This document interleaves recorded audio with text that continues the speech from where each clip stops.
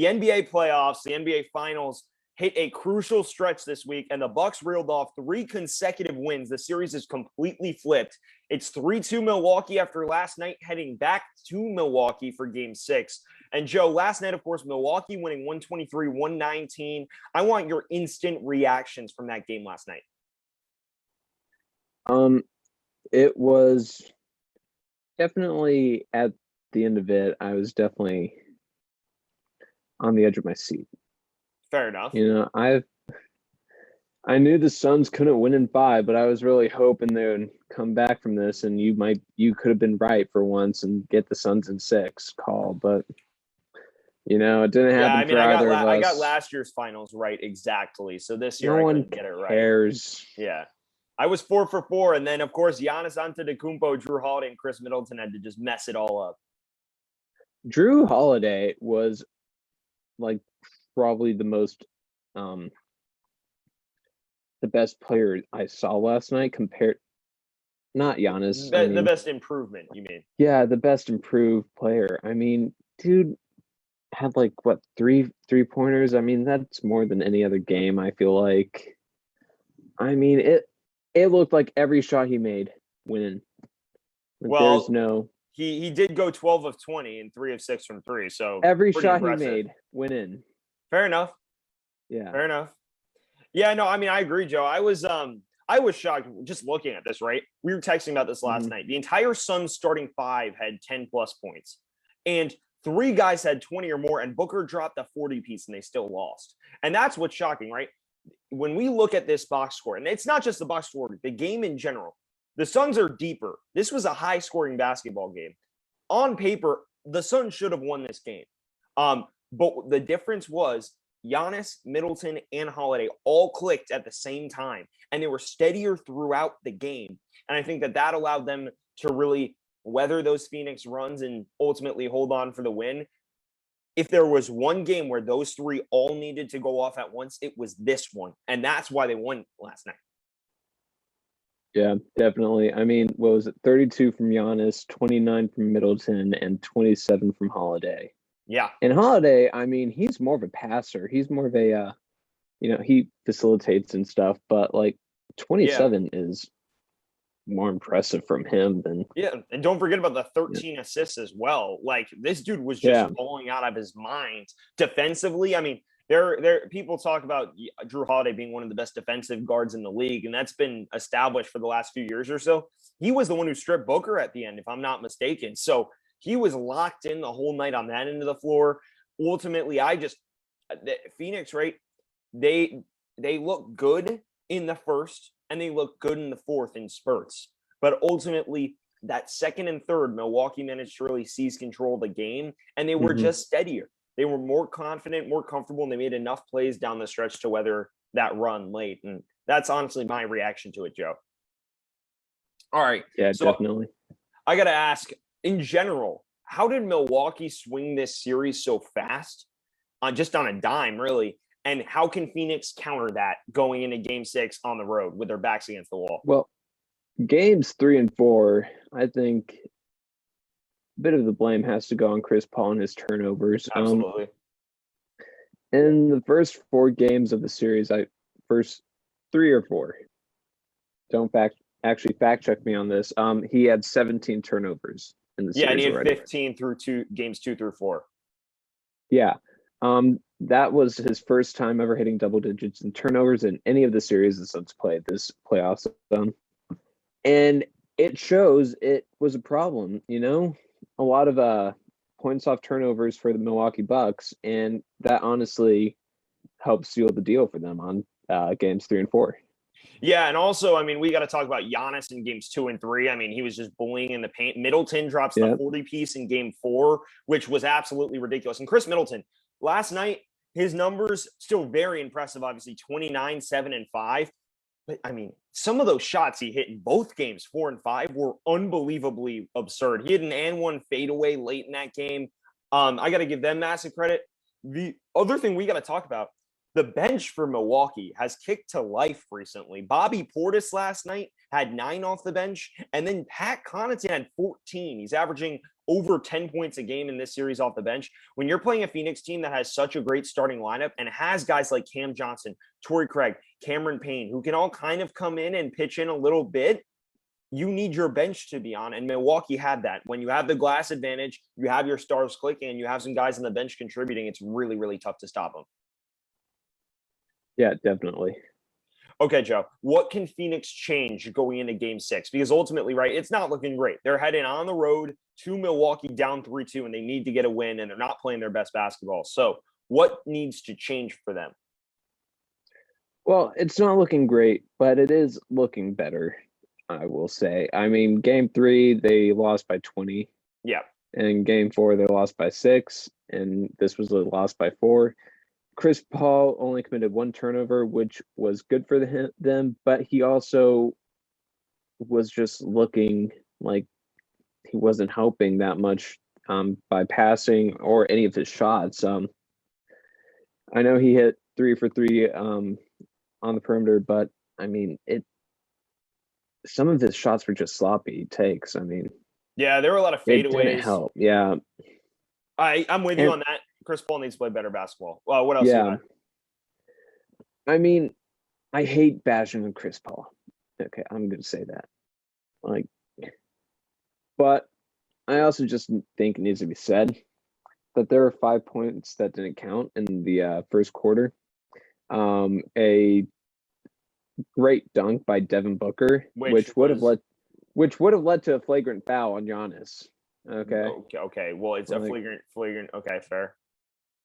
A flagrant is still flagrant. Yes, but it was all ruled out because PJ Tucker committed a foul on the fast break before that. So that's not really relevant, even though it was impressive. Stupid, though.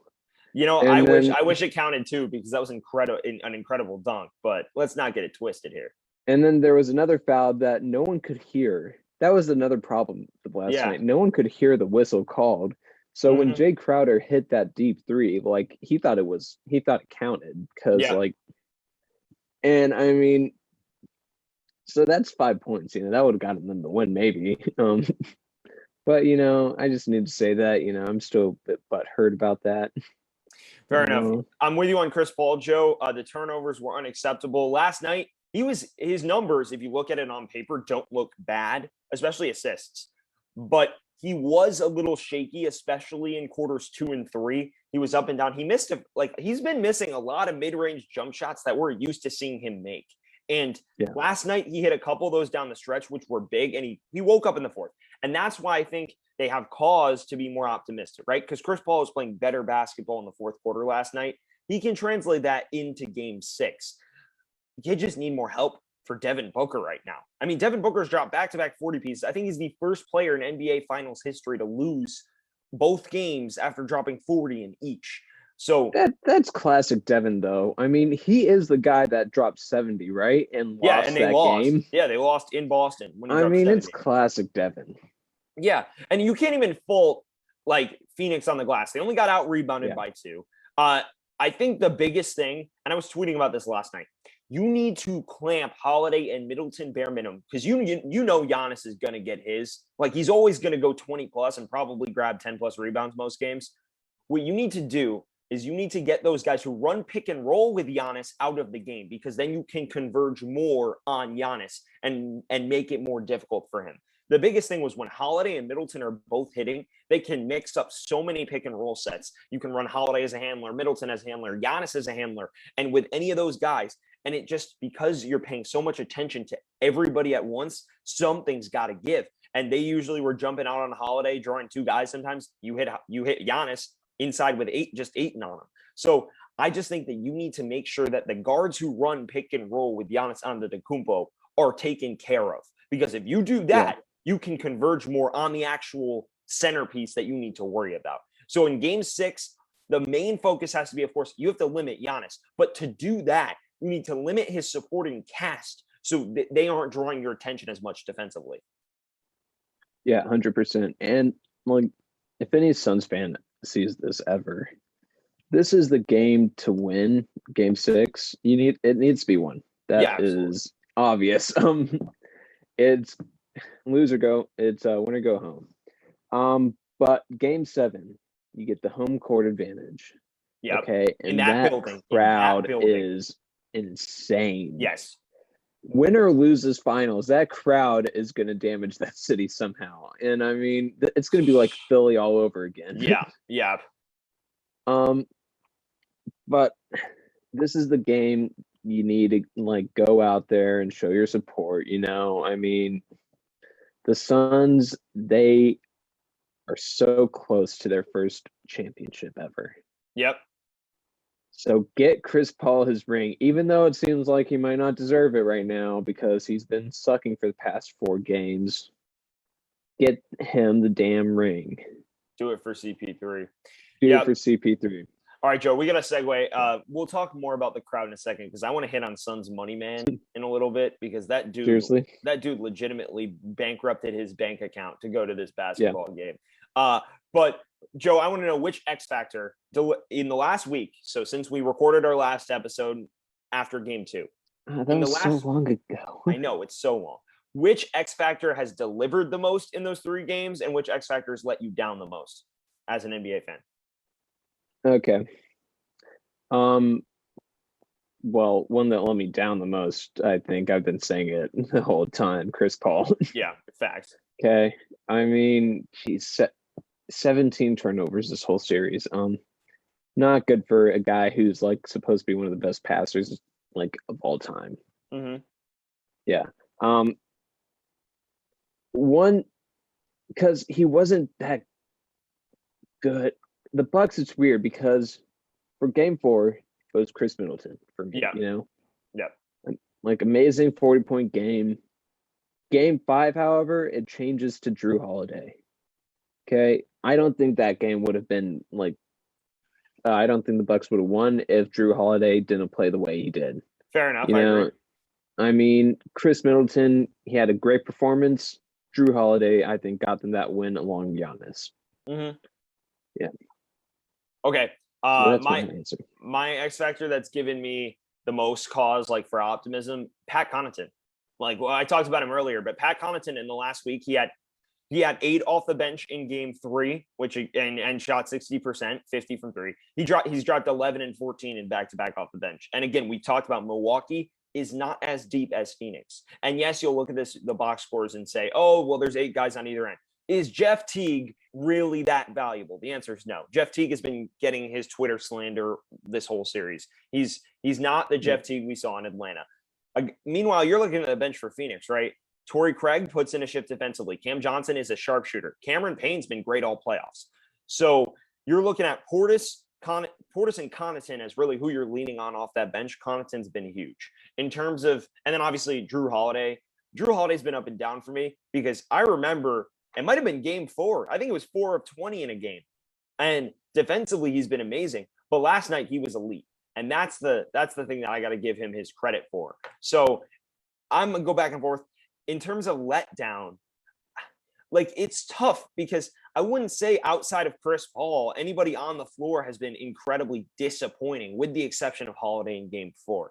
I wish they would get Mikal Bridges more shots because I remember in game 2, I think he had 27. So it might have been game 1. Either way, Mikal Bridges, I saw some stat before last night. When he took 5 or more shots, they were undefeated. Obviously, he took 6 last night and they lose. But Mikal Bridges needs to get more looks. He was very uninvolved in the offense for a large portion of that. And when you have a guy like Chris Paul maybe struggling, not getting that much attention or getting too much attention, and Booker's dropping 40. And if for long spurts last night, he was really the only offense for them in the middle stages of that game. You need a guy like Mikal Bridges to have open looks. And they just didn't get him the ball enough. So I want to see Mikal Bridges take more shots. That's kind of, I wouldn't say I'm disappointed by the way he's played. He's had a good series. He just hasn't got a lot of usage. And I wish he'd get more. Yeah, definitely. Okay, Joe. The next thing we got to ask about here is prediction time. So who do you have in game 6 and who would be your finals MVP after you pick the series? I'm sticking with the Suns winning the series. Okay, I can't go off it now. Fair enough. So I'm gonna have to say Suns win game 6. It's gonna be hard.